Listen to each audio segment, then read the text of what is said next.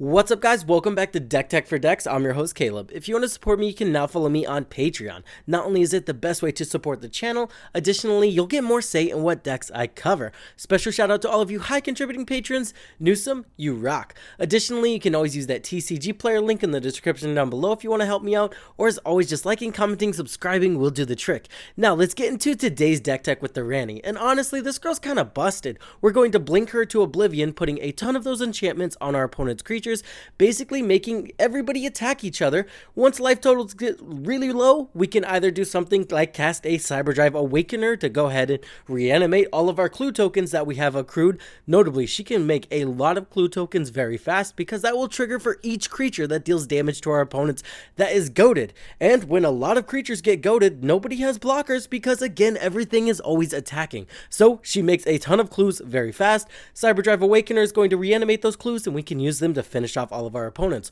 Or we use something like a mob rule. Notably, a lot of those creatures are going to hit that threshold of above 4 power since the enchantments we are enchanting our creatures' opponents with buff them up a little bit. So if you want to make your opponents mad, use their creatures against them and win the game by smashing face. Let's get into this deck tech. Let's kick it off by talking about our goad synergies. We have to run Furcrag. This guy's going to generate a ton of card advantage for us whenever those goaded creatures are smashing face, and then additionally he's just going to get massive, which we will take. He's also another source that can goad creatures. Cardor Doomscourge. Now this doesn't work with goad because it doesn't say goad, but it does force our opponents to attack with all of their creatures, which is exactly what this deck wants to do. Notably, this is on an ETB and we have a ton of blink effects that we can abuse to make sure this gets off every single round. Baloth is going to be amazing in the deck. Not only does he generate a ton of treasure tokens, but we're just going to make him absolutely massive with all of those Rani enchantments. He'll go from a 4/7 to a 6/9, and then at that point he'll be able to attack into at least one opponent without the worries of him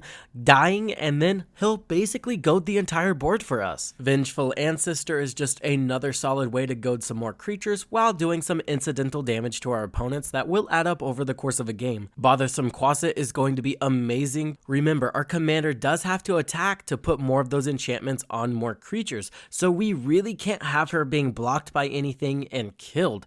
This is going to make it to where we are getting rid of our opponent's important blockers while also buffing them up to smash face against our other opponents. Biden of Thassa, it's not really a goad effect, but it will force our opponents to swing out. This way we can go ahead and attack them with our commander without any worries of her getting blocked. Additionally, it's just going to provide some solid card advantage. Shiny Impetus is going to be an amazing way to generate some treasure tokens while also goading some creatures. Life of the Party is a hilarious card, especially in a blink goad deck, which is exactly what this deck is. We can blink this guy to oblivion and just pass out a ton of trample, first strike, haste creatures to our opponents to start smashing each other's face with. Sticking on the theme of giving our opponents creatures, just in case they don't have anything for us to goad, we are running the Hunted cycle. Solid cards, very powerful, but they get balanced by the fact that we have to give our opponents creatures, but that's just going to be a plus for us in this deck. Varchild is another solid way to not only gift opponents creatures, but as soon as she dies,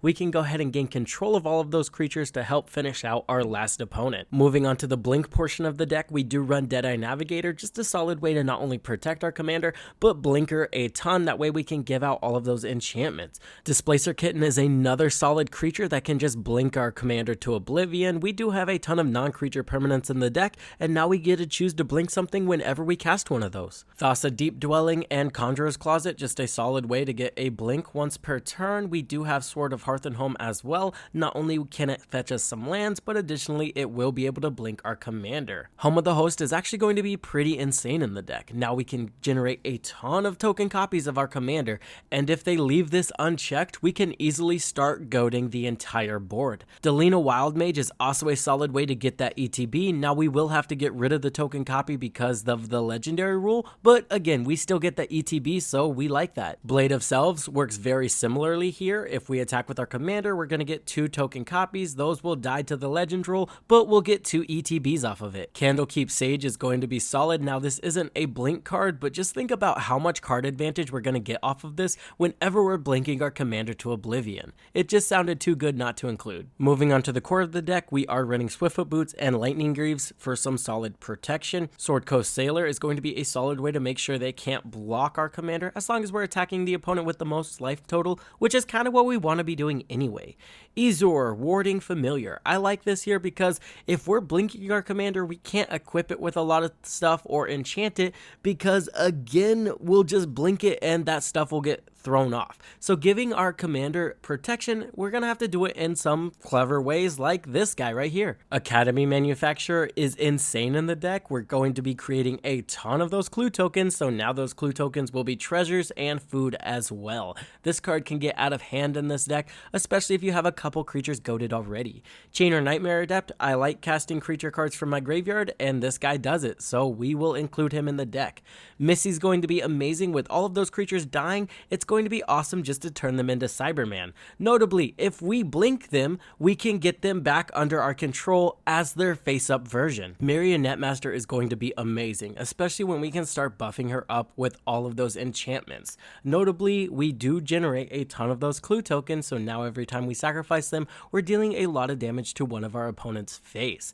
Tamiyo's Journal, again, now we can utilize those clue tokens to tutor up anything in our library. Cyberdrive Awakener is going to be a solid game ender. We're generating a ton of artifacts. We have a lot of artifacts in the deck, so whenever we can reanimate them and smash face with them, that could just be game over, especially when the whole goal of the deck kind of just evolves around us forcing our opponents to hit each other with buffed up creatures. Mob Rule, another game ender. Again, it's not going to be hard to get all of our opponent's creatures above 4 power when we are enchanting them with the enchantments that buff them up. Then we can just be patient, wait for one of our opponents to be left standing, cast Mob Rule, and end him. Moving on to card advantage, we have Mole Drifter and Thought Monitor. Just solid things that we can blink to get some card advantage.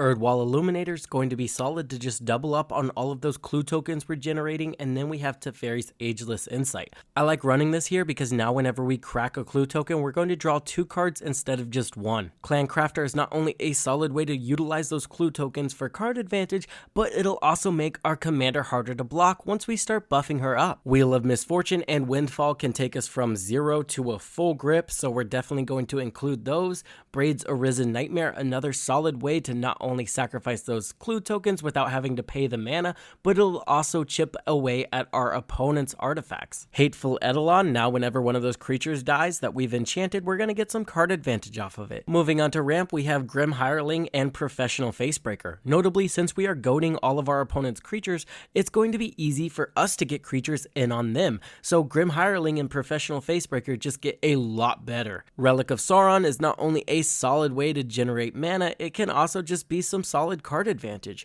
Inspiring Statuary, now we can utilize our clue tokens to tap for mana to cast our non-artifact spells. We are then running all of the talismans and all of the signets. Our number one goal in this deck is to get our commander out as fast as possible, and then once she's out, she starts generating those clue tokens. So all we'll need is mana to crack those for card advantage.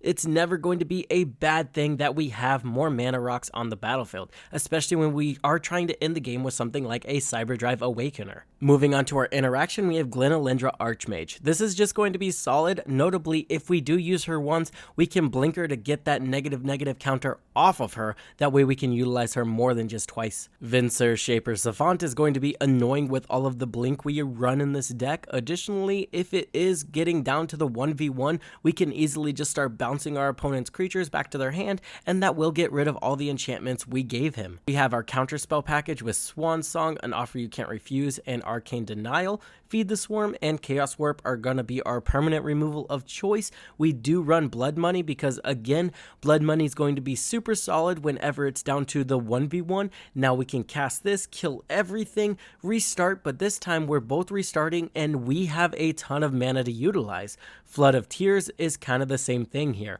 We're going to bounce everything back to everybody's hands, but then we get to put something into play. Our board wipes need to generate some form of value, that way we can close out the game. And then Blasphemous Act is just too efficient not to run.